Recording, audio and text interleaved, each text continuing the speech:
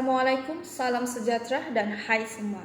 Selamat datang kepada podcast saya hari ini iaitu Suara Digital. Hari ini saya selaku pengacara podcast ini iaitu Siti Nurhana binti Pularun. Kita akan membincangkan tentang isu hangat yang sedang tular iaitu tentang buli cyber dan maklumat palsu.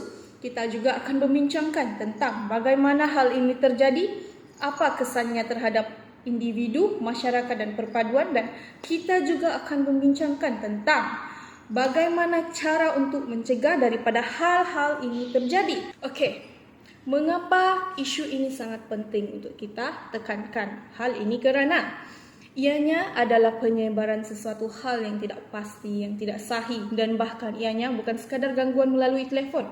Ianya boleh mengganggu kesihatan mental seseorang dan memberi tekanan emosi yang sangat teruk terhadap seseorang individu, masyarakat dan perpaduan. Tetapi apakah itu buli cyber? Buli cyber kita boleh kategorikan sebagai seseorang individu yang cuba mengancam seseorang, menyebarkan video, gambar yang palsu ataupun sindiran yang secara berulang-ulang terhadap seseorang individu sehingga seseorang itu merasa tekanan dan merasa malu dan merasa terancam terhadap buli dan ugutan-ugutan tersebut. Manakala maklumat palsu ialah satu video ataupun satu berita palsu yang diunggah ke dalam media sosial yang di mana ianya tidak mempunyai unsur-unsur yang sahih dan tidak betul.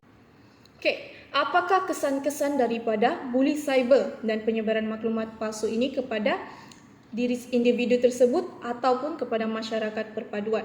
Okey, yang pertama kita akan bincangkannya kepada individu iaitu buli cyber di mana tekanan emosi yang teruk akan terjadi kepada orang yang telah dibuli tersebut dan bahkan rasa malu dan fobia sosialnya semakin meningkat. Dia malu untuk bersosial dengan rakan-rakannya, dengan orang sekeliling. Dia sangat takut dan bahkan ianya hilang keyakinan diri dan mempunyai gangguan mental yang sangat tinggi yang boleh menyebabkan seseorang itu akan mengambil keputusan mencederakan diri sendiri. Bahkan ada juga setengah darinya cuba untuk mengakhiri hidup mereka sendiri. Oleh itu buli cyber ini sangat-sangatlah tidak bagus dan Okey, seterusnya kesannya terhadap masyarakat perpaduan kita yang sekarang ini.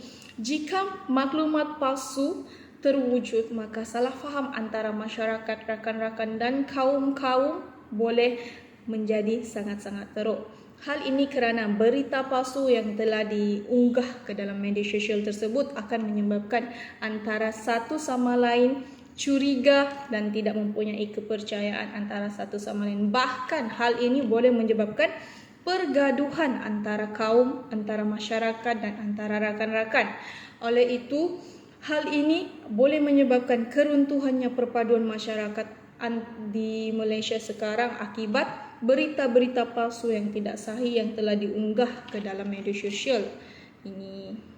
Bagaimana isu cyberbully dan juga maklumat palsu ini boleh menjadi besar? Hal ini kerana yang pertama ianya bermula hanya dari sekadar postingan kecil, unggahan video yang palsu hanya untuk bergurau. Namun hal tersebut boleh tersebar secara pantas. Hal ini kerana media sosial kita yang semakin canggih yang menyebabkannya boleh tersebar secara cepat di antara komuniti di sekeliling dan boleh dibawa kepada perbualan-perbualan seharian-harian mereka.